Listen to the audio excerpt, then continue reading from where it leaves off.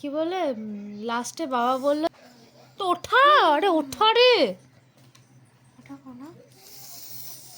Continuously রাখতে হবে না অত, তুমি ওঠাও, ঠিক আছে? একটু রেস্ট নিয়ে আবার। তারা গরম হয়ে যাচ্ছে একদম লোকটার জন্য। আমার কোনো মানে দেখে শুনে চালাতে পারিস না বাজে লোকজন।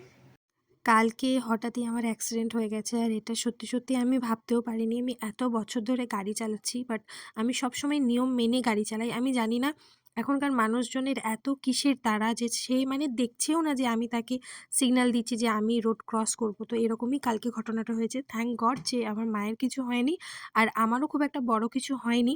কালকে মামারা এসেছিল, তাই মামাদের সাথেই মামাবাড়ি চলে এসেছি। কারণ কি আমার তখন সেই মুহূর্তে মনে হচ্ছিল আমাদের সবারই যে আমার পায়ে বোধহয় কিছু একটা হয়েছে, যার কারণে আমাকে এক্স-রে করে আগে দেখাতে হবে।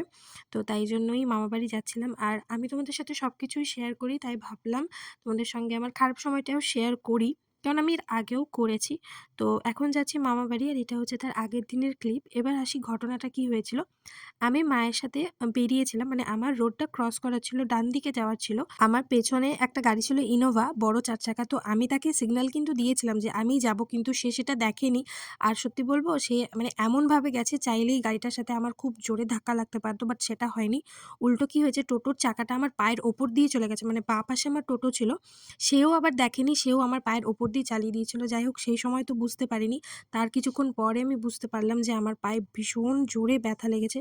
তো পাশেই ডাক্তারখানা ছিল, সেখান থেকে অনেক মানুষ দৌড়ে এসেছিল, দিয়ে আমাকে পায়ে জল-টল দিয়েছিল।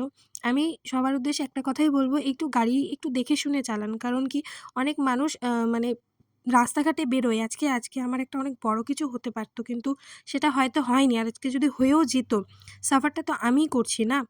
তো মানে কি বলবো, কিছুই বলার নেই আর। তো যাই হোক, অল্পের উপর দিয়ে চলে গেছে।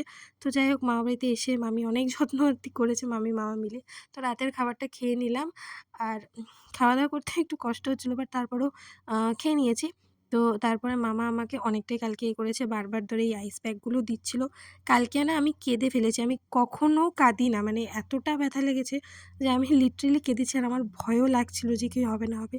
আর এখানে বুনু কাজ করছিল, আর আমি একটা বই পড়ছিলাম। দেখো, এবার মনটাকে তো ডাইভার্ট করতে হবে না? তো তাই জন্য মামার কাছ থেকে একটা বই নিয়েছিলাম। এই বইটা খুব সুন্দর। তোমরা এরকম ধরনের বই যদি পছন্দ করো, পড়তে পারো। আর এই যে সকালবেলায় আমি পায়ে একদম ক্রেপ ব্যান্ডেজ বেঁধে নিয়েছিলাম। যাই হোক, ব্লগটা এইটুকুই, জাস্ট তোমাদেরকে একটু জানানোর ছিল। আমার মনে হলো সবকিছু শেয়ার করি, তাই। তো চলো, আজকে টাটা।